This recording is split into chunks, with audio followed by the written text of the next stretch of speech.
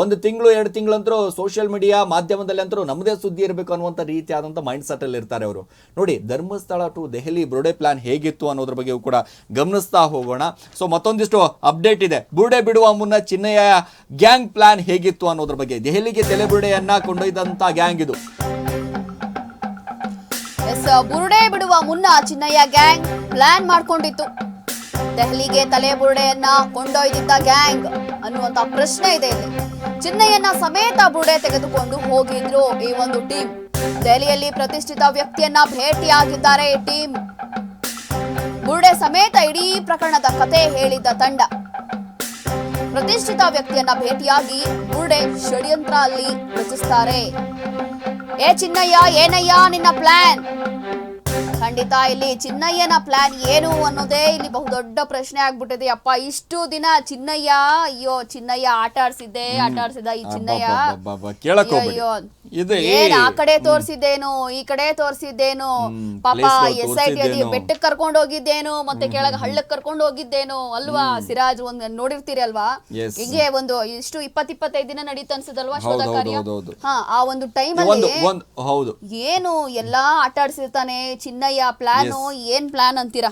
ನಿಜವಾಗ್ಲೂ ಏನ್ Oscar award ಕೊಡ್ಬೇಕೋ ಏನೋ ಗೊತ್ತಿಲ್ಲ ಇವನಿಗೆ. ಸಖತ್ತಾಗಿ ಪ್ಲಾನ್ ಮಾಡ್ಕೊಂಡು, ಅದ್ರಲ್ಲೂ ನನಗೆ ತುಂಬಾ ಶಾಕಿಂಗ್ ಅನ್ಸಿದ್ದು ಏನು ಅಂತಂದ್ರೆ, ಈ ಮಿಡಲ್ ಅಲ್ಲಿ 1-2 ಕಡೆ ಅಂದ್ರೆ ಆಲ್ಮೋಸ್ಟ್ ಬಿಡಿ ಒಂದು ತುಂಬಾ ಕಡೆ ಅಲ್ಲಿ ಅಸ್ಥಿಪಂಜರ ಏನು ಸಿಗ್ಲಿಲ್ಲ, ಎಲ್ಲ ಬುಡೆನೆ ಬಿಟ್ಟಿದ್ಯೂನು. ಆದ್ರೆ ಒಂದಷ್ಟು ಕಡೆ ಏನು ಸಿಗೋದಿಲ್ಲ. ಆ ಸಂದರ್ಭದಲ್ಲಿ ಇವರು ಮೊಹಾಂತಿ ಅವರು ಇವನಿಗೆ ಕ್ಲಾಸ್ ತಗೊಂಡಿರ್ತಾರೆ. ಯಾರಿಗೆ? ಚಿನ್ನಯ್ಯನಿಗೆ. ಒಂದ್ ಸ್ವಲ್ಪ ಕಾನ್ಫಿಡೆನ್ಸ್ ಲೋ ಆಗಲ್ಲ, ಫುಲ್ ನಂಬಿಕೆಯಿಂದ ಹೇಳ್ತಾನೆ,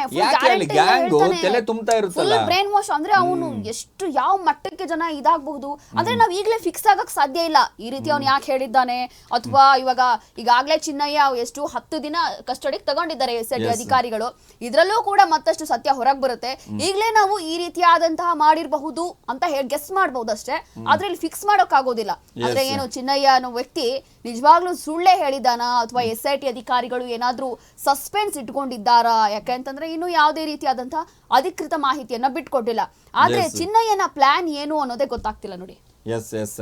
ಎಸ್ ಮತ್ತೊಂದಿಷ್ಟು ಅಪ್ಡೇಟ್ಗಳು ಬರ್ತಾ ಇದೆ. ಧರ್ಮಸ್ಥಳ ವಿಚಾರಕ್ಕೆ ಸಂಬಂಧಪಟ್ಟ ಹಾಗೆ ಧರ್ಮಸ್ಥಳ ಕೇಸ್ ತನಿಖೆಯ ಮತ್ತೊಂದು ಮಹಾ ಸುದ್ದಿ ಅನ್ನುವಂತ ಬ್ರೇಕಿಂಗ್ ಇದು. ಧರ್ಮಸ್ಥಳ ಕೇಸ್ ತನಿಖೆಯ ಮತ್ತೊಂದು ಮಹಾ ಸುದ್ದಿ. ಬುರ್ಡೆ ಗ್ಯಾಂಗ್ ನ ಮತ್ತೊಂದು ಬಿಗ್ ಸ್ಟೋರಿ ಇದು. SIT ಮುಂದೆ ಚಿನ್ನಯ್ಯ ಬಾಯ್ಬಿಟ್ಟ ಶಾಕಿಂಗ್ ರಹಸ್ಯಗಳು. ಚಿನ್ನಯ್ಯನ ಮೊಬೈಲ್ ಕಹಾನಿ ಕೇಳಿ SIT ಅಧಿಕಾರಿಗಳೇ ಶಾಕ್ ಆಗ್ಬಿಟ್ಟಿದ್ದಾರೆ. SIT ಅಧಿಕಾರಿಗಳೇ ನಿಜವಾಗ್ಲೂ ಶಾಕ್ ಆಗ್ಬಿಟ್ಟಿರುವಂತದ್ದು. ಏನಿರಬಹುದು ಚಿನ್ನಯ್ಯನ ಮೊಬೈಲ್? ಈ ಮೊಬೈಲ್ ನೌಟಂಕಿ ಆಟ ಇದೆಯಲ್ಲ, ಬಹಳ ಮಸಲತ್ತಿದೆ ರೀ ಇದರಲ್ಲಿ. ಗ್ಯಾಂಗ್ ನ ಬುರ್ಡೆ ಮಸಲತ್ತು ಕತೆ, ಮೊಬೈಲ್ ಮತ್ತು ಮಸಲತ್ತು ರಿವೀಲ್ ಆಗ್ಬಿಡುತ್ತೆ. SIT ಅಧಿಕಾರಿಗಳು ಒಂದು ಪ್ರಶ್ನೆಗಳನ್ನ ಕೇಳ್ತಾರೆ ರೋಶ್ನಿ. ಯಾರನ್ನ? SIT ಅಧಿಕಾರಿಗಳು ನೇರವಾಗಿ ದೂರುದಾರ, ಈಗ ಆರೋಪಿದಾರ ಏನಾಗಿದಾನಲ್ಲ ಚಿನ್ನಯ್ಯನನ್ನ, ನಿನ್ನ ಮೊಬೈಲ್ ಎಲ್ಲಿದೆ ಅಂತ ಕೇಳ್ತಾರೆ. ಫಸ್ಟಿಗೆ ನೌಟಂಕಿ ಆಟ ಆಡೋಕೆ ಶುರು ಮಾಡ್ಬಿಡ್ತಾನೆ. ಎಲ್ಲಿ ಮೊಬೈಲು? ಯಾವ ಮೊಬೈಲು? ನಾನು ಮೊಬೈಲೇ ಯೂಸ್ ಮಾಡಲ್ಲ. ಮೊಬೈಲ್ ರೀ? ಯಾವ ಮೊಬೈಲು? ಎಂತ ಮೊಬೈಲು ಅನ್ನುವಂಥ ಲೆಕ್ಕಾಚಾರದಲ್ಲಿ ಮಾತಾಡ್ಬಿಡ್ತಾನೆ. ಸೊ ಒಂದಿಷ್ಟು ಅಧಿಕಾರಿಗಳು ನಿಜವಾಗ್ಲೂ ಸತ್ಯ ಹೇಳ್ತಾ ಇದೆಯಾ ಅಥವಾ ಸುಳ್ಳು ಹೇಳ್ತಾ ಇದೆಯಾ? ಸುಮ್ಮನೆ ಹೇಳುವ ಹಂಗಿಲ್ಲ ನೀನು. ನಿಜ ಮೊಬೈಲ್ ಇದೆಯಾ ಇಲ್ವಾ ಅಂದ್ರೆ ಎಷ್ಟೊಂದು ಮಾಡುವಂತ ವ್ಯಕ್ತಿಗೆ ಮೊಬೈಲ್ ಇರಲ್ವಾ ಅಂತೀಯ ರೋಶ್ನಿಲಿ? ಅಯ್ಯೋ ಸುಳ್ಳು ಯಾರ್ ತಾನೆ? ಇದು ಒಂದು ನಂಬುವಂತ ವಿಚಾರನ ಹೇಳಿ, ಮೊಬೈಲ್ ಇಲ್ಲ ಅಂತಂದ್ರೆ ನಂಬುವಂತ ವಿಚಾರನ? ಎಸ್. ಅಯ್ಯೋ ಅದಕ್ಕೆ ಅಲ್ಲಿ SIT ಅಧಿಕಾರಿಗಳೇ ಪಾಪ ಶಾಕ್ ಆಗ್ಬಿಟ್ಟಿರ್ತಾರೆ, ಅವರೇ ಕನ್ಫ್ಯೂಸ್ ಆಗ್ಬಿಟ್ಟಿರ್ತಾರೆ. ಇವನೇನ್ ಡೇ 1 ಇಂದ ಇಷ್ಟೊಂದು ಆಟ ಆಡ್ಸಿದ್ದಾನೆ. ಇಲ್ಲಿ ಮೊಬೈಲ್ ಅಂತ ನೋಡಿ, ಯಾವುದೇ ಒಂದು ಕೇಸ್ ಇರ್ಲಿ ಸಿರಾಜ್, ಇದೇ ಒಂದು ಕೇಸ್ ಅಲ್ಲ, ಯಾವುದೇ ಒಂದು ಸಣ್ಣ ಪುಟ್ಟ ಕೇಸ್ ಇರ್ಲಿ ಅಥವಾ ದೊಡ್ಡ ಹೈ ಪ್ರೊಫೈಲ್ ಕೇಸೇ ಇರ್ಲಿ, ಪ್ರತಿಯೊಂದು ಕೇಸಲ್ಲೂ SIT ಅಧಿಕಾರಿಗಳೇ ಇರಬಹುದು ಅಥವಾ ಪೊಲೀಸ್ ಅವರೇ ಇರಬಹುದು, ಫಸ್ಟ್ ಮಾಡೋ ಕೆಲಸ ಏನ್ ಹೇಳಿ, ಮೊಬೈಲ್ ನ ವಶಕ್ಕೆ ಪಡಿತಾರೆ. ಯಾಕೆ ಅಂತಂದ್ರೆ ಅವನ ಭವಿಷ್ಯ ಅಥವಾ ಅವನ ಕತೆ ಏನಿದೆ ಎಲ್ಲ ಜಾಲಾಡ್ಬೇಕಂದ್ರೆ ಮೊಬೈಲೇ ಬೇಕಾಗುತ್ತೆ. ಹಾಗಾಗಿ ಇವನು ಇಲ್ಲ ಅಂತ ಹೇಳ್ಬಿಟ್ರೆ ನಂಬ್ಬಿಡ್ತಾರ. ಸೊ ಇದೇ ವಿಚಾರಕ್ಕೆ ಸಂಬಂಧಪಟ್ಟಾಗ ಇನ್ನೊಂದು ಸ್ವಲ್ಪ ಬ್ರೇಕಿಂಗ್ ಇದೆ. ಆ ಬ್ರೇಕಿಂಗ್ ಏನಿದೆ ಅಂತ ನೋಡ್ಕೊಂತ ಹೋಗೋಣ. SIT ವಿಚಾರಣೆಗೆ ಏನ್ ನಡೀತಾ ಇದೆಯಲ್ಲ, SIT ವಿಚಾರಣೆ ವೇಳೆ ನೌಟಂಕಿ ಆಡಿದಂತ ಬುರ್ಡೆ ಚಿನ್ನಯ್ಯ. ಮೊದಲು ಮೊಬೈಲ್ ಇಲ್ಲ ಅಂತ ಬುರ್ಡೆ ಬಿಟ್ಟಿದಂತ ಚಿನ್ನಯ್ಯ, ನನ್ನ ಹತ್ರ ಮೊಬೈಲೇ ಇಲ್ಲ ಸ್ವಾಮಿ. SIT ತೀವ್ರವಾಗಿ ಯಾವಾಗ ವಿಚಾರಣೆ ಮಾಡುತ್ತಲ್ಲ, ಮೊಬೈಲ್ ಕಹಾನಿ ಆವಾಗ ರಿವೀಲ್ ಆಗುತ್ತೆ. ನೋಡಿ, ಮೊಬೈಲ್ ಗ್ಯಾಂಗ್ ನ ಕಸಿದುಕೊಂಡಿದ್ದಾನೆ ಚಿನ್ನಯ್ಯ ಮಾಹಿತಿಯನ್ನ ಕೊಡ್ತಾನೆ. ಮೊಬೈಲ್ ಕಸಿದುಕೊಂಡ್ಬಿಟ್ಟಿದ್ದಾರೆ, ನಂದು ಮೊಬೈಲ್ ಕೊಂಡೊಯ್ದಿದ್ದಾರೆ, ಗ್ಯಾಂಗ್ ವಶದಲ್ಲಿ ಇಟ್ಕೊಂಡಿದ್ದಾರೆ ಅನ್ನುವಂಥದ್ದು. ಗ್ಯಾಂಗ್ ಅಂತ ಅಂದಾಗ ಯಾರು ಗ್ಯಾಂಗು, ಗ್ಯಾಂಗ್ ಅಲ್ಲಿ ಯಾರ್ಯಾರು ಇದ್ದಾರೆ, ಗ್ಯಾಂಗ್ ನ ಅಧ್ಯಕ್ಷ ಯಾರು, ಉಪಾಧ್ಯಕ್ಷ ಯಾರು, ಇದು ಕೂಡ ತನಿಖೆ ಆಗ್ಬೇಕಾಗುತ್ತಲ್ಲ. ನೋಡಿ, SIT ಅಧಿಕಾರಿಗಳು ಮೊಬೈಲ್ ಎಲ್ಲಿದೆ ಅಂತ ಕೇಳಿದಾಗ ಮೊದಲಿಗೆ ನೌಟಂಕಿ ಆಟ ಆಡ್ತಾನೆ. ಮೊಬೈಲ್ ಗೊತ್ತಿಲ್ಲ, ಅದು ಗೊತ್ತಿಲ್ಲ, ಇದು ಗೊತ್ತಿಲ್ಲ, ಪ್ರತಿಯೊಂದು ಕೂಡ ಸುಳ್ಳು ಹೇಳ್ತಾನೆ ಬಂದ್ಬಿಟ್ಟಿದ್ದಾನೆ ಅಂತ ಅನಿಸ್ತಾ ಇದೆ. ಯಾವಾಗ SIT ಅಧಿಕಾರಿಗಳು ರಚನೆ ಆದಾಗಿಂದ ಕೂಡ ಬುರುಡೆಯನ್ನು ಹಿಡ್ಕೊಂಡು ಹೋದ್ನಲ್ಲ, ಅದು ಕೂಡ ಬೇರೆ ಎಲ್ಲಿಂದಾನೂ ತಂದಿದ್ದಾನೆ ಅನ್ನುವಂಥ ಮಾಹಿತಿ. ಸೊ ಅಲ್ಲಿಂದನೂ ಕೂಡ ಸುಳ್ಳು ಹೇಳ್ತಾನೆ ಬಂದಿದ್ದಾನೆ. ಈಗ ಮೊಬೈಲ್ ವಿಚಾರ ಬಂದಾಗೂ ಕೂಡ ಮೊಬೈಲು, ಯಾವ ಮೊಬೈಲು, ಎಲ್ಲಿ ಮೊಬೈಲು, ಹೆಂಗ ಮೊಬೈಲು ಅನ್ನುವಂಥದ್ದು ಯಾವಾಗ ತೀವ್ರವಾಗಿ ವಿಚಾರಣೆ ಮಾಡ್ತಾರಲ್ಲ, ಗ್ಯಾಂಗ್ ಹತ್ರ ಇದೆ, ಗ್ಯಾಂಗ್ ಕಸದ್ಕೊಂಡ್ಬಿಟ್ಟಿದೆ. ನೋಡಿ, ಅವಾಗ ಈ ಗ್ಯಾಂಗು ಸಿಕ್ಕಾಪಟ್ಟೆ ಅವನ ಮೇಲೆ ಒತ್ತಡ ಹಾಕುತ್ತಂತೆ. ಹಿಂಗೆ ಒತ್ತಡ ಹಾಕುತ್ತೆ ಅಂತಂದ್ರೆ ನೀನು ಮಾಡಲೇಬೇಕು ಈ ಕೆಲಸ, ನೀನು ಮಾಡಲೇಬೇಕು, ಮಾಡಲಿಲ್ಲ ಅಂತಂದ್ರೆ ನಿನ್ನ ಮೇಲೆ ಒಂದು ಕೇಸ್ ಹಾಕ್ಬಿಡ್ತೀವಿ. ಸಾಕಷ್ಟು ಹೆಣಗಳನ್ನು ಹೂಳುವಂತಹ ಸಂದರ್ಭದಲ್ಲಿ ಇವರು ಕೂಡ ಪ್ರಮುಖವಾಗಿದ್ದು ಚಿನ್ನಯ್ಯ ಅನ್ನುವಂಥದ್ದು ನಾವು ಹೇಳ್ತೀವಿ. ದುಡ್ಕೊಂಡು ತಿನ್ನೋರು ಪ್ರತಿ ತಿಂಗಳು ಒಂದು 10,000ನೋ 15,000 ಬಂದರೆ ಸಾಕು, ನಾವು ನನ್ನ ಹೆಂಡತಿ ನನ್ನ ಮಕ್ಕಳು ಜೀವನ ಮಾಡಿಕೊಂಡು ಚೆನ್ನಾಗಿದ್ಬಿಡ್ತೀವಿ ಅನ್ನುವಂಥ ಲೆಕ್ಕಾಚಾರದಲ್ಲಿ ಮೈಂಡ್ ಸೆಟ್ಟಲ್ಲಿ ಬದುಕುವಂಥ ಜನ. ಸೊ ಅಂಥವರನ್ನ ಈ ಆಮಿಷಗಳನ್ನ ಒಡ್ಡುವುದು, ಅವರನ್ನ ಬ್ಲ್ಯಾಕ್ ಮೇಲ್ ಮಾಡುವಂಥ ಸಂದರ್ಭದಲ್ಲಿ ಏನು ಮಾಡ್ತಾರೆ? ಕಾನೂನು ಗೊತ್ತಿರಲ್ಲ, ಏನು ಗೊತ್ತಿರಲ್ಲ, ಯಾರ ಹತ್ರ ಹೋಗಿ ಹೇಳ್ಬೇಕು, ಏನು ಕತೆ. ಹೌದು, ಒಂದಿಷ್ಟು ದುಡ್ಡುಗಳು ಅವಶ್ಯಕತೆ ಇದ್ದಂಥ ಸಂದರ್ಭದಲ್ಲಿ ಮಾಡಲೇಬೇಕಾದಂಥ ಅನಿವಾರ್ಯತೆ ಇದ್ದಾಗ ಒಪ್ಕೊಂಡೇ ಬಿಡ್ತಾನೆ. ಆಯ್ತು ಬಿಡಿ, ನೀವೇನು ಹೇಳ್ತಾ ಇದ್ದೀರಾ, ಮಾಡೋಣ, ಅದರಲ್ಲಿ ಏನಿದೆ ಅನ್ನುವಂಥ ಲೆಕ್ಕಾಚಾರದಲ್ಲಿ ಮಾತಾಡ್ತಾನೆ. ಆವಾಗ ಮೊಬೈಲ್ ಕಸಿದ್ಕೊಂಡ್ಬಿಡುತ್ತೆ ಅಂತೆ ಟೀಮು. ಏನು ಗ್ಯಾಂಗ್ ಇದೆ ಅಲ್ಲ, ನಿನ್ನ ಮೊಬೈಲು ನಮ್ಮ ವಶದಲ್ಲಿ ಇರುತ್ತೆ, ಯಾವುದೇ ಕಾರಣಕ್ಕೂ ನಿನ್ನ ಮೊಬೈಲ್ ಕೊಡೋಂಗಿಲ್ಲ. ಯಾಕಂದ್ರೆ ಮೊಬೈಲ್ ಸಿಕ್ಕರೆ ಟವರ್ ಸಿಗುತ್ತೆ, ಯಾರು ಫೋನ್ ಮಾಡಿದ್ದಾರೆ, ಏನ್ ಕತೆ, CDR ಓಪನ್ ಮಾಡಿದಾಗ ಎಲ್ಲ ಗೊತ್ತಾಗ್ಬಿಡುತ್ತಲ್ಲ. ಹಾಗಾಗಿ ಆ ಗ್ಯಾಂಗ್ ಹತ್ರ ಇಟ್ಕೊಂಡ್ಬಿಟ್ಟಿರ್ತಾನಂತೆ. ಸೊ ಆ ಗ್ಯಾಂಗ್ ಅಲ್ಲಿ ಇದ್ದಂತ ಸಂದರ್ಭದಲ್ಲಿ ಈಗ ಗ್ಯಾಂಗ್ ಹತ್ರ ಯಾರ್ಯಾರ ಹತ್ರ ಇದೆಯಲ್ಲ ಫೋನು, ಅವ್ರೆಲ್ರಿಗೂ ಕೂಡ ಸಂಕಷ್ಟ ತಂದು ಒಡ್ಡಿದ್ದು. SIT ಅಧಿಕಾರಿಗಳು ಅದು ಕೂಡ ತನಿಖೆಯನ್ನ ಮಾಡ್ತಾ ಇದ್ದಾರೆ. ಸುಮ್ಮನೆ ಬಿಡೋದಿಲ್ಲ. ಈಗ SIT ಅಧಿಕಾರಿಗಳು ಬರೀ ಮೊಬೈಲ್ ಕೇಳಿದ್ದಾರೆ ಅಂತಂದ್ರೆ ಮೊಬೈಲಲ್ಲಿ ಇರುವಂತ ಎಲ್ಲಾ ಮಾಹಿತಿಗಳನ್ನ ಪಡೆದುಕೊಳ್ತಾ ಇರ್ತಾರೆ. ಯಾರ ಹತ್ರ ಇದೆ, ಏನ್ ಕತೆ, ಯಾವ ಅಧ್ಯಕ್ಷ ಉಪಾಧ್ಯಕ್ಷ ಯಾರಿದ್ದಾರಲ್ಲ ಅವರೆಲ್ಲರನ್ನ ಕೂಡ ಎಳೆದುಕೊಂಡು ತಂದು ಏನಿದೆ UDR ಯಾರು ಫೋನ್ ಮಾಡಿದ್ರು, ಎಷ್ಟು ಗಂಟೆಗೆ ಫೋನ್ ಮಾಡಿದ್ರು, ಯಾವ ವಿಚಾರವನ್ನ ಮಾತಾಡಿದ್ರು ಎಲ್ಲ ರೆಕಾರ್ಡಿಂಗ್ ತೆಗೆದಾಗ ಗೊತ್ತಾಗ್ಬಿಡುತ್ತೆ. ಇವರ ಅಸಲಿಯತೆ ಏನಿದೆ ಎಲ್ಲವೂ ಕೂಡ ಗೊತ್ತಾಗ್ಬಿಡುತ್ತೆ. ನೋಡಿ, ಮತ್ತೊಂದು ಕಡೆ ಅಪ್ಡೇಟ್ ಇದೆ. ಕೋರ್ಟ್ಗೆ ಮೊದಲು ಬುರುಡೆ ಹಾಜರುಪಡಿಸಿದಂತ ಚಿನ್ನಯ್ಯ. ಕೋರ್ಟ್ಗೆ ಮೊದಲು ಬುರುಡೆ ಹಾಜರುಪಡಿಸಿದ್ದ ಚಿನ್ನಯ್ಯ ಅನಾಮಿಕ ವ್ಯಕ್ತಿ. ಚಿನ್ನಯ್ಯನ ಮೊಬೈಲ್ ಕಸಿದುಕೊಂಡಿದ್ದ ಬುರುಡೆ ಗ್ಯಾಂಗ್ ವಕೀಲರ ಬಳಿ ಮಾತನಾಡಲು ಮಾತ್ರ ಅವಕಾಶ ನೀಡಿದ್ರಂತೆ. ಬೇರೆ ಯಾರ ಜೊತೆ ಮಾತನಾಡಲು ಬಿಡದ ಬುರುಡೆ ಪಡೆ.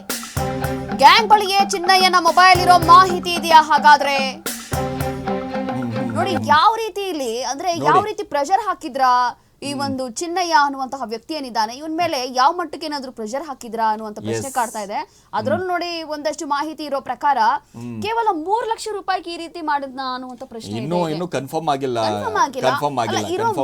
ಎಷ್ಟು ಲಕ್ಷನೋ ಸಾವಿರನೋ ಕೋಟಿನೋ ಗೊತ್ತಿಲ್ಲ.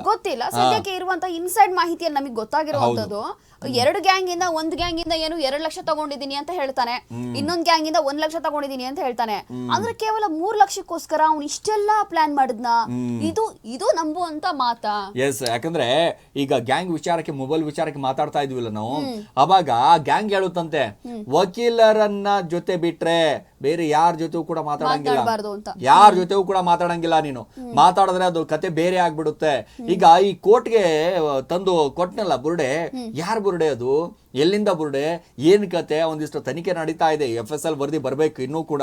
ಸೊ ಈ ಎಲ್ಲಿಂದ ಅಂದ್ರೆ ಯಾವ್ದೋ ಒಂದು ನಡು ರಸ್ತೆಯಲ್ಲಿ ನಡು ಊರಲ್ಲಿ ತಂದು ಕೊಟ್ರಂತೆ ಇವನಿಗೆ ಬುರುಡೆ, ಪ್ಲಾಸ್ಟಿಕ್ ಗೋಣಿಯಲ್ಲಿ ತಂದು ಕೊಟ್ರೆ ಅನ್ನುವಂತ ಮಾಹಿತಿ. ನೋಡಿ, ಬುರುಡೆ ನಾನು ಇಲ್ಲಿಂದಾನೇ ತಂದಿದ್ದೀನಿ, ಇದೇ ತಂದು ಕೊಟ್ಟಿದ್ದೀನಿ ಅಂತ ಅಂದಾಗ SIT ಅಧಿಕಾರಿಗಳ ಮುಂದೆ ನಿಜ ಕಕ್ ಬಿಡ್ತಾನೆ ಚಿನ್ನಯ್ಯ. ನೋಡಿ, ನನಗೆ ಅವ್ರು ಬುರುಡೆ ತಂದು ಕೊಟ್ರು, ನಾನು ಅದಕ್ಕೆ ತಂದು ಕೊಟ್ಟಿದ್ದೀನಿ ಅಷ್ಟೇ. ಇನ್ನೊಂದು ಚಿನ್ನಯ್ಯಂದು ಒಂದು ಮೈನಸ್ ಪಾಯಿಂಟ್ ಇದೆ ರೋಶ್ನಿ, ಏನಪ್ಪಾ ಅಂತಂದ್ರೆ ಅದ್ಭುತವಾದಂತ ಅವನಿಗೆ ಊಟ ಕೊಟ್ಬಿಟ್ರೆ ಏನ್ ಬೇಕಾದ್ರೂ ಹೇಳ್ಬಿಡ್ತಾನೆ. ಸೊ ಆ ರೀತಿ SIT ಅಧಿಕಾರಿಗಳ ಜೊತೆ ಏನ್ ಇದ್ದಂತ ಸಂದರ್ಭದಲ್ಲಿ 19 ಜನ ಏನು 19 ದಿನ 20 ದಿನ ಇದ್ನಲ್ಲ, ಅವಾಗ ತರೇವಾರಿ ಊಟಗಳು ಕೊಟ್ಬಿಟ್ಟಿದ್ದಾರೆ, ತರೇವಾರಿ ಊಟಗಳು ಏನು ಕೊಳ್ತಾರೆ ಅದನ್ನ. ಸೊ ಅಂತ ವ್ಯಕ್ತಿ. ಸೊ ಇದೇ ಸಂದರ್ಭದಲ್ಲಿ SIT ಅಧಿಕಾರಿಗಳ ಜೊತೆ ಇದ್ದಾಗಲೂ ಕೂಡ ಹೇಳಿದ್ದಾರೆ, ಏನು ನಿಜವಾಗ್ಲೂ ತೀವ್ರವಾಗಿ ವಿಚಾರಣೆ ಮಾಡುವಂತ ಸಂದರ್ಭದಲ್ಲಿ 4 ಹೊತ್ತು ಒಳ್ಳೆ ಊಟ ಕೊಟ್ಬಿಟ್ಟಿದ್ದಾರೆ. ಅವಾಗ ಎಲ್ಲವೂ ಕೂಡ ಸತ್ಯ ಕಕ್ಕಿಬಿಟ್ಟಿದ್ದಾನೆ. ಬೇಡಪ್ಪ, ಗ್ಯಾಂಗಿಂದ ನಾವು ಉಳ್ಕೊಂಡ್ಬಿಟ್ರೆ ಸಾಕಾಗ್ಬಿಟ್ಟಿದೆ, ಇನ್ನು ಪೊಲೀಸ್ ಅಧಿಕಾರಿಗಳೇ ನಮ್ಗೆ ಉಳಿಸ್ತಾರೆ, ಇನ್ನು SIT ಅಧಿಕಾರಿಗಳೇ ನಮ್ಗೆ ಉಳಿಸ್ತಾರೆ, ಇವ್ರ ಗ್ಯಾಂಗಿಗೆ ಹೋಗ್ಬಿಟ್ಟು ಈಗ ಜೀವನ ಪರ್ಯಂತ ಜೈಲಲ್ಲಿ ಕೊಳೆಯೋಕ್ಕಿಂತ ಮುಂಚೆ ಸತ್ಯವನ್ನ ಕಕ್ಕಿಬಿಡೋಣ, ಸತ್ಯವನ್ನ ಹೇಳ್ಬಿಡೋಣ, ಸತ್ಯದ ಮುಂದೆ ಜಯ ಇದೆ ಅನ್ನುವಂಥ ಲೆಕ್ಕಾಚಾರದಲ್ಲಿ ಧೈರ್ಯ ಮಾಡಿಬಿಡ್ತಾನೆ. ಸೊ ಹಾಗಾಗಿ ಮತ್ತೊಂದಿಷ್ಟು ಅಪ್ಡೇಟ್ ಇದೆ ಅನ್ನುವಂಥ ಮಾಹಿತಿ ಲಭ್ಯವಾಗ್ತಾ ಇದೆ. ಹೆಸರು ಬುರ್ಡೆ ಗ್ಯಾಂಗ್ನ ಮತ್ತೊಂದು ಸ್ಫೋಟಕ ಮಾಹಿತಿ. ಧರ್ಮಸ್ಥಳ ಕಾಡಿನಲ್ಲಿ ತಾವೇ ಬುರ್ಡೆ ಹೂತಿಟ್ಟಂತಹ ಶಂಕೆ. ಧರ್ಮಸ್ಥಳದ ಅರಣ್ಯ ವ್ಯಾಪ್ತಿಯಲ್ಲಿ ಬುರ್ಡೆ ಷಡ್ಯಂತ್ರ. ಒಂದು ಬುರ್ಡೆ ಅಲ್ಲದೆ ಮತ್ತೊಂದು ಬುರ್ಡೆ ಹೂತಿಟ್ಟಂತಹ ಶಂಕೆ. ಕಳೆಬರ ಶೋಧದ ವೇಳೆ ಸ್ಥಳ SITಗೆ ತೋರಿಸಲು ಒಂದಿಷ್ಟು ಪ್ಲಾನ್. SITಗೆ ಆ ಜಾಗ ತೋರಿಸುವಂತೆ ಚಿನ್ನಯ್ಯಗೆ ಸೂಚನೆ. SITಗೆ ಆ ಜಾಗವನ್ನ ತೋರಿಸುವಂತೆ ಸೂಚನೆ. ಸೊ ಇಲ್ಲಿ ಗಮನಿಸಬೇಕಾಗಿರುವಂತದ್ದು ಏನಪ್ಪಾ ರೋಶ್ನಿ, ನೋಡಿ ಈ ಬುರ್ಡೆ ಏನಿದೆಯಲ್ಲ, ಈ ಗ್ಯಾಂಗ್ ಏನ್ ಹೇಳ್ಬಿಡುತ್ತೆ, ಬಹಳ ಸ್ಪಷ್ಟವಾಗಿ ಅವನಿಗೆ ಮೈಂಡ್ ವಾಶ್ ಮಾಡ್ಬಿಡುತ್ತೆ. ಬಹಳ ಅಂದ್ರೆ ಬಹಳ ಸ್ಪಷ್ಟವಾಗಿ. ನೋಡು, ನೀನ್ ಏನ್ ಮಾಡು ಗೊತ್ತಾ, ನಾವು ಯಾವ್ಯಾವ ಪ್ಲೇಸ್ ಗಳು ಹೇಳ್ತೇವಲ್ಲ, SIT ಅಧಿಕಾರಿಗಳಿಗೆ ಅದೇ ಪ್ಲೇಸ್ ತೋರಿಸ್ಬಿಡು ನೀನು, ಅದೇ ಪ್ಲೇಸ್ ತೋರಿಸು. ಯಾಕಂದ್ರೆ ಅಲ್ಲಿ ಬುರ್ಡೆ ಸಿಗುತ್ತೋ ಬಿಡುತ್ತೋ ಗೊತ್ತಿಲ್ಲ. ನಾವು ಮುಂದಿನ ದಿನಗಳಲ್ಲಿ ಬುರ್ಡೆನ ಹೂತಿಟ್ಟು ಬಿಡ್ತೀವಿ. ಆ ಬುರ್ಡೆ ಸಿಕ್ಕ ನಂತರ FSL ವರದಿ ಆಗುತ್ತೆ, ಅದೆಲ್ಲ ಮುಂದೆ ನೋಡೋಣ. ನಾವು ಯಾವ್ಯಾವ ಸ್ಥಳಗಳನ್ನ ಮಾರ್ಕಿಂಗ್ ಮಾಡಿ ಹೇಳ್ತೀವಲ್ಲ, ಅದೇ ಪ್ಲೇಸ್ ಅನ್ನ ನೀನು SIT ಅಧಿಕಾರಿಗಳಿಗೆ ತೋರಿಸ್ಬೇಕು. ಇಲ್ಲಿ ಇಷ್ಟು ಪ್ಲೇಸ್ ಗಳಿದ್ದಾವೆ, ಇಲ್ಲಿ ಇಷ್ಟು ಅಸ್ಥಿ ಪಂಜರಗಳಿದ್ದಾವೆ, ಇಲ್ಲಿ ಇಷ್ಟು ಶವಗಳನ್ನ ನಾನು ಹೂತಿಟ್ಟಿದ್ದೀನಿ ಅಂತ ಘಂಟಾಘೋಷವಾಗಿ ಹೇಳ್ಬೇಕು. ಅವನು ಹೂತಿಟ್ಟಿದ್ದಾನೋ ಬಿಟ್ಟಿದ್ದಾನೋ ಗೊತ್ತಿಲ್ಲ, ಬಟ್ ಆ ಟೀಮ್ ಹೇಳದ ಹಾಗೆ ಕರೆಕ್ಟ್ ಆಗಿ ನೀಟ್ ಆಗಿ ಬಹಳ ನಿಷ್ಠಾವಂತನಾಗಿ ಕೆಲಸ ಮಾಡಿಬಿಟ್ಟಿದ್ದಾನೆ. ಅಲ್ಲಿ ಬಹಳ ನಿಷ್ಠಾವಂತನಾಗಿ ಆ ಮಾಸ್ಕ್ ಹಾಕೊಂಡು ಆ ಜಡ್ ಸೆಕ್ಯೂರಿಟಿಯಲ್ಲಿ ಬಂದು ಒಂದು ರೀತಿಯಾಗಿ ಅಂತಂದ್ರೆ ಒಳ್ಳೆ ಹೀರೋ ರೀತಿಯಾಗಿ ಬಂದ್ಬಿಡ್ತಿದ್ದ. ಯಾಕಂದ್ರೆ ಸುತ್ತಮುತ್ತ ಪೊಲೀಸ್ ಅಧಿಕಾರಿಗಳು, ಫಾರೆಸ್ಟ್ ಡಿಪಾರ್ಟ್ಮೆಂಟ್, FSL, ಮತ್ತೊಂದ್ ಕಡೆ ವೈದ್ಯರು, ಏನೋ SIT ಅಧಿಕಾರಿಗಳ ಮಧ್ಯದಲ್ಲಿ ಬರ್ಬೇಕಾಗಿದ್ರೆ SIT ಅಧಿಕಾರಿಗಳು, ಸೀನಿಯರ್ ಅಧಿಕಾರಿಗಳೇ ಇವನ್ ಮುಂದೆ ನಾಚಿ ಬಿಡ್ಬೇಕು. ಆ ರೀತಿ ಅಧಿಕಾರಿಗಳಿಗೆ ಸೆಕ್ಯೂರಿಟಿ ಇರುತ್ತೋ ಇಲ್ಲ, ಬಟ್ ಇವನಿಗೆ ಆ ರೀತಿ ಸೆಕ್ಯೂರಿಟಿ ಕೊಟ್ಟಿದ್ರು. ಯಾಕೆ? ಮುಂದಿನ ದಿನಗಳಲ್ಲಿ ಸಾಕ್ಷಿದಾರನಿಗೆ ಏನು ಆಗಬಾರ್ದು ಅನ್ನುವಂಥ ಕಾರಣದಿಂದಾಗಿ, ಅವನ ಜೀವನಕ್ಕೆ ಏನು ಆಗಬಾರ್ದು ಅನ್ನುವಂಥ ಕಾರಣಕ್ಕಾಗಿ, ಅವನ ಜೀವ ಬೆದರಿಕೆ ಬಂದ್ರೆ ಅದಕ್ಕೆ ಹೊಣೆಗಾರರು ನಾವಾತೀವಿ ಅನ್ನುವಂಥ ಕಾರಣದಿಂದಾಗಿ ಆ ರೀತಿ ಸೆಕ್ಯೂರಿಟಿಯನ್ನು ಕೊಟ್ಟಿರ್ತಾರೆ. ನೋಡಿ, ಆ ಸೆಕ್ಯೂರಿಟಿ ಕೊಟ್ಟಂತ ಸಂದರ್ಭದಲ್ಲಿ ಅವನು ಮಾಡಿದಂಥ ಕೆಲಸ ಏನಪ್ಪಾ ಅಂತಂದ್ರೆ, SIT ಅಧಿಕಾರಿಗಳಿಗೆ ಪ್ರತಿ ಒಂದು ಪ್ಲೇಸು ಕೂಡ ಸುಳ್ಳಾಗಿ ಹೇಳ್ಬಿಡ್ತಾನೆ. ಆ ಟೀಮ್ ಹೇಳ್ಬಿಟ್ಟಿರುತ್ತೆ, ಆ ರೀತಿಯಾಗಿ ತೋರಿಸ್ಬಿಟ್ಟಿರುತ್ತೆ. ಅವನಿಗೆ ಬಹಳ ಸ್ಪಷ್ಟವಾಗಿ ಹೇಳ್ಬಿಟ್ಟಿದೆ. ನೋಡಿ, ಒಂದು ಬುರ್ಡೆ ಅಲ್ಲದೆ ಮತ್ತೊಂದು ಬುರ್ಡೆ ಹೂತಿಟ್ಟಿರುವಂತಹ ಶಂಕೆ. ಕಳೆಬರ ಶೋಧದ ವೇಳೆ SIT ತನಿಖೆಗೆ ತೋರಿಸಲು ಒಂದಿಷ್ಟು ಪ್ಲಾನ್ ಕೂಡ ಮಾಡ್ತಾರೆ ಇವರು. SIT ಆ ಜಾಗ ತೋರಿಸುವಂತೆ ಚಿನ್ನಯ್ಯಗೆ ಸೂಚನೆ ಕೂಡ ಕೊಡ್ತಾರಂತೆ ಅನ್ನುವಂಥ ಆರೋಪ. ಈ ರೀತಿ ಆದಂತ ಪ್ರಶ್ನೆಗಳು ಸಹಜವಾಗಿ ಹುಡ್ತಾ ಇರುವಂತದ್ದು. ಯಾವ ರೀತಿಯಾಗಿ ಪ್ಲಾನ್ ಮಾಡಿರ್ಬೋದಲ್ಲ ರೋಶ್ನಿ ಇವರು, ಎಷ್ಟು ದಿನಗಳಿಂದ ಪ್ಲಾನ್ ಹಾಕಿದ್ದಾರೆ, ಏನ್ ಕತೆ, ಅಬ್ಬಬ್ಬಬ್ಬಬ್ಬಬ್ಬ. ಸೊ ಹಾಗಾಗಿ ಮತ್ತೊಂದಿಷ್ಟು ಅಪ್ಡೇಟ್ಗಳು ಇದಾವೆ. ನೋಡಿ, 10 ದಿನಗಳ SIT ಕಸ್ಟಡಿಯಲ್ಲಿರುವಂಥ ಚಿನ್ನಯ್ಯ 10 ದಿನಗಳ ಕಾಲ ಇದ್ದಾನೆ. ಯಾವ ರೀತಿಯಾದಂಥ ತನಿಖೆ? ಯಾಕಂದ್ರೆ ಈಗ ಆಲ್ರೆಡಿ 1 ದಿನ ಆಯಿತು, ಇನ್ನು 9 ದಿನ ಇದೆ. 9 ದಿನಗಳಲ್ಲಿ 90 ಪ್ರಶ್ನೆಗಳು ಇದ್ದೇ ಇರುತ್ತೆ. ದಿನಕ್ಕೆ 10 ಪ್ರಶ್ನೆ ಮಾಡಿದ್ರೂ ಕೂಡ 90 ಪ್ರಶ್ನೆಗಳು ಸಹಜವಾಗಿ ಆಗುತ್ತೆ. ಸೊ 10 ದಿನಗಳ SIT ಕಸ್ಟಡಿಯಲ್ಲಿರುವಂತಹ ಚಿನ್ನಯ್ಯ ಈಗಾಗಲೇ ಸೂತ್ರಧಾರಿಗಳ ಹೆಸರು ಹೇಳಿರುವಂತಹ ಚಿನ್ನಯ್ಯ ತನ್ನ ಬೆನ್ನ ಹಿಂದೆ ನಿಂತು ಮಾಡಿಸಿದವರು ಯಾರು ಎಂಬ ಮಾಹಿತಿ ಕೊಟ್ಟಿದ್ದಾನೆ ಅನ್ನುವಂತ. ಎಸ್, ಇದರ ಬಗ್ಗೆ ಆಧಾರದಲ್ಲೇ ಮುಂದುವರಿಸಲಿದೆ ತನಿಖೆ. ಇನ್ನು 10 ದಿನಗಳಲ್ಲಿ ಇನ್ನಷ್ಟು ಮಾಹಿತಿ ಸಂಗ್ರಹಿಸಲಿದ್ದಾರೆ SIT ಅಧಿಕಾರಿಗಳು. ಕಾದು ನೋಡೋಣ ಬುರ್ಡೆ ಗ್ಯಾಂಗ್ ನ ಪುರಾಣ ಇಲ್ಲಿ. ಎಸ್, ಗಮನಿಸು. ಏನು ಗುರು ಇದು, ಏನ್ ಗುರು ಅಬ್ಬಬ್ಬಬ್ಬಬ್ಬಬ್ಬ. 10 ದಿನ ಅಧಿಕಾರಿಗಳ SIT ಕಸ್ಟಡಿಯಲ್ಲಿದ್ದಾನೆ. 9 ದಿನ ಆಯಿತು. ಸೊ ಈ ಸೂತ್ರಧಾರರು, ಪಾತ್ರಧಾರರು ಯಾರ್ಯಾರು ಇದ್ದಾರಲ್ಲ, ಅದರೆಲ್ಲವೂ ಕೂಡ ಬರೀ ನಾನು ಸೂತ್ರಧಾರ, ಪಾತ್ರಧಾರಿಗಳು ನಾನು ಕೇವಲ ಇಲ್ಲಿ ಪಾತ್ರಧಾರಿ, ಸೂತ್ರಧಾರರು ಬೇರೆಯವರು ಇದ್ದಾರೆ ಸ್ವಾಮಿ. ನನ್ನ ಹಿಂದೆ ಬೇರೆಯವರು ಇದ್ದಾರೆ. ಅವ್ರು ಯಾವ ರೀತಿಯಾಗಿ ಹೇಳಿಕೊಟ್ಟಿದಾರಲ್ಲ ಆ ರೀತಿಯಾಗಿ ನಾನು ಕೆಲಸ ಮಾಡಿದ್ದೀನಿ. ನಂದೇನ್ ತಪ್ಪಿದೆ? ನಿಂದು ತಪ್ಪಿದೆ ಸ್ವಾಮಿ, ಯಾಕೆ ಮಾಡಕೋದೆ? ಕಾನೂನು ಉಲ್ಲಂಘನೆ ಆಗಿಲ್ವಾ ಇಲ್ಲಿ? ಅವರ ಹೆಸರುಗಳು ಕೂಡ ಮಾಡಿ ತೋರಿಸಿದ್ದಾರೆ, ಅವರ ಹೆಸರುಗಳು ಕೂಡ ಪ್ರಸ್ತಾಪ ಮಾಡಿದ್ದಾರೆ ಅನ್ನುವಂಥದ್ದು ಇದೆ. ಏನಾಗುತ್ತೆ ನೋಡಿ. ಅಲ್ಲ, ಅವ್ರ ಹೆಸರುಗಳು ಅಂತಂದ್ರೆ ಯಾರೆಲ್ಲ ಈ ಒಂದು ಷಡ್ಯಂತ್ರದ ಹಿಂದೆ ಇದ್ದಾರೆ ಅನ್ನುವಂತ ಮಾಹಿತಿ ಬಿಟ್ಕೊಟ್ಟಿರ್ತಾನ ಅನಾಮಿಕ ವ್ಯಕ್ತಿ ಅಂದ್ರೆ ಚಿನ್ನಯ್ಯ ಅನ್ನುವಂಥದ್ದು ಇಲ್ಲಿ ಬಹಳ ಕುತೂಹಲ ಇದೆ. ಮತ್ತೊಂದಿಷ್ಟು ಏನೋ ಅಪ್ಡೇಟ್ ಬರ್ತಾ ಇದೆ ಅನ್ನುವಂತ ಮಾಹಿತಿ ಲಭ್ಯವಾಗ್ತಾ ಇದೆ. ಏನು ಅಪ್ಡೇಟ್ ಅಪ್ಪ ಇದು? ದೊಡ್ಡ ಬಿಗ್ ಬ್ರೇಕಿಂಗ್. ಸುಜಾತಾ ಭಟ್ ಜನ್ಮ ಕುಂಡಲಿ ಜಾಲಾಡಿರುವಂತಹ SIT 1985 2025 ಬ್ಯಾಕ್ ಗ್ರೌಂಡ್ ಏನು ಇದು ಬ್ಯಾಕ್ ಗ್ರೌಂಡ್ ಜಾಲಾಡ್ಬಿಟ್ಟಿದ್ದಾರೆ. 40 ವರ್ಷಗಳ ಇತಿಹಾಸ ಕೆತ್ತಿರುವಂತಹ ಅಧಿಕಾರಿಗಳು. ಶಿವಮೊಗ್ಗದ ರಿಪ್ಪನ್ಪೇಟೆಯಲ್ಲಿ ಸುಜಾತ ಹೇಗಿದ್ರು, ಉಡುಪಿ ಬೆಂಗಳೂರಿನಲ್ಲಿ ಏನ್ ಕೆಲಸ ಮಾಡ್ತಾ ಇದ್ರು, ಯಾವ ವರ್ಷ ಎಲ್ಲಿದ್ರು, ಯಾರ ಜೊತೆ ವಾಸವಾಗಿದ್ರು, ಅದೆಲ್ಲವೂ ಕೂಡ ಎಸ್